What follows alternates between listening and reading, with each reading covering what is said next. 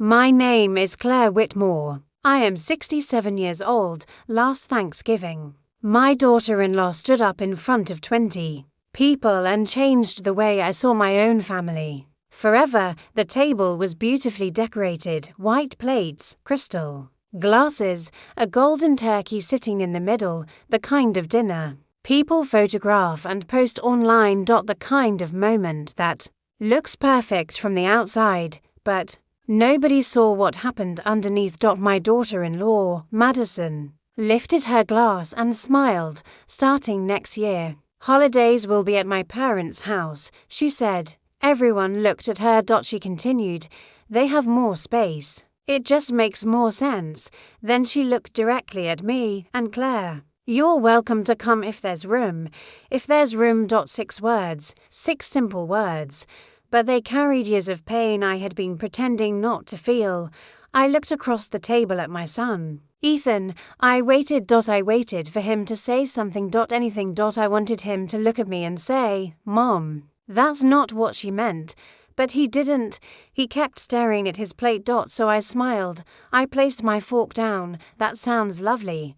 Then I stood up, thanked everyone for dinner, hugged my granddaughter Lily, and walked out. No argument. No tears. No dramatic goodbye. I just left.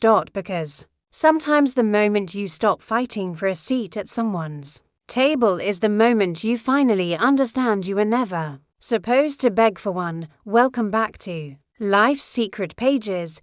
This is where hidden chapters of life are revealed. Stories about family, sacrifice, betrayal, forgiveness, and the moments that change everything. Because every person has pages in their life that nobody else has read. Today, I'm sharing one of mine. But to understand that Thanksgiving night, you need to know what happened years before, because my story did not begin with rejection. It began with love. In 1992, I married Daniel Whitmore. Daniel was a mechanic in Laguna Beach, California. He had rough hands from years of working with engines, a laugh that filled every room, and the kind of heart that made people trust him. Immediately. We met at a small beach barbecue. He brought homemade burgers. I brought pasta salad. We spent almost an hour arguing about whether pineapple belonged on pizza. It was a silly conversation, but somehow that silly conversation became the beginning of our life together. We were never wealthy. We didn't take luxury vacations. We didn't drive expensive cars. We were the couple who packed sandwiches and drove along the Pacific Coast highway just to watch the sunset. Daniel fixed things. I planned things together. We built a home, a small house near San Clemente. 2 bedrooms. 1 bathroom, a tiny kitchen where you could barely open the refrigerator if someone was standing nearby.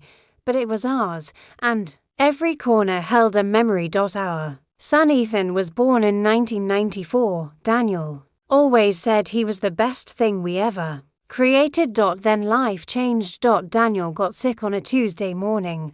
I remember the doctor's office, the cold chairs, the sound of the clock on the wall, the way Daniel squeezed my hand before the doctor even spoke. Pancreatic cancer. Stage 4. Those words changed everything. The doctors talked about treatment, they talked about options, but Daniel understood. I understood. We had months. Not years, months. I was 53 years old. Ethan was 22 and just starting his first real job after college.